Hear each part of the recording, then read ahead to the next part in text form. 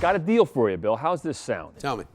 A big luxury developer in Jersey City gets to build a big high-rise and doesn't pay any taxes towards the local schools. Instead, you and all the taxpayers of New Jersey get to pay. Sound like a good deal? That's basically what's been happening in Jersey City over the past 20 or even 30 years as the city has seen a huge development boom. How's that work? Show me how it works.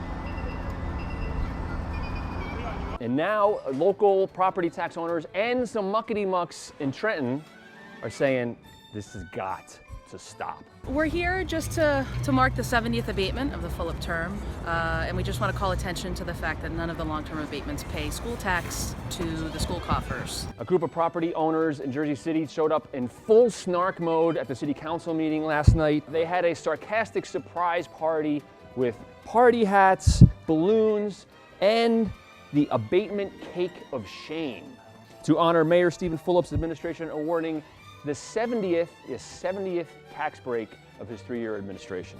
It is not a celebration. We are teasing them, and I'm hoping that humor can get us where hard work has failed.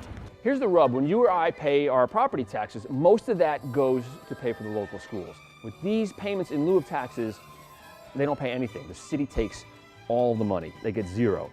And these tax breaks are designed to spur development. It may have made sense back when Jersey City was a struggling city trying to rebuild itself, but it's getting harder and harder to justify now. Before the meeting, I took a little tour of the area around Jersey City to just get a sense of this town and how it's struggling to attract private investment.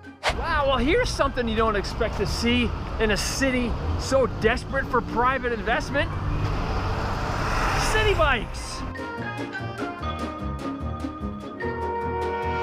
Here's some real estate listings in this area that needs incentives for economic development. 3-bedroom for $47.95 a month, 600 square feet apartment for $3,000 a month. Really nice of Starbucks to build a location in this struggling neighborhood. Must be part of some humanitarian effort. And here's one example of how this plays out. It's a pre-Fulop administration abatement, but it's pretty illustrative. This is the Morgan. Under the terms of a 2013 deal, the developers, Toll Brothers, pay $1.4 million a year in payments in lieu of taxes. If they paid full property taxes, they'd pay more than $3 million a year. But you've got that, right? You can pick that up? Sure.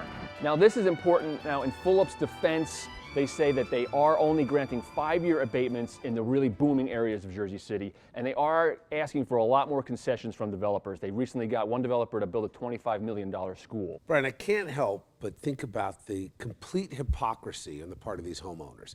This is the same town that has not had a reassessment since 1988. Now, Fulop he's the biggest hypocrite of all of them, so I'm not going to defend him. The guy bought almost a $900,000 home, and it's assessed at what, $115,000, something like that, plus or minus. Come on, they're not paying their fair share. I mean, look at the big picture. Jersey City is now the new New York City. There's skyscrapers going up there all the time. Yes, there needs to be a couple tax abatements, but look at the bigger picture. I mean, it's a beautiful city now, and it's really competitive with what's going on across the Hudson River. I don't sympathize, but understand the position that Fulop is in, with New York City right across the river and other abatements on the books.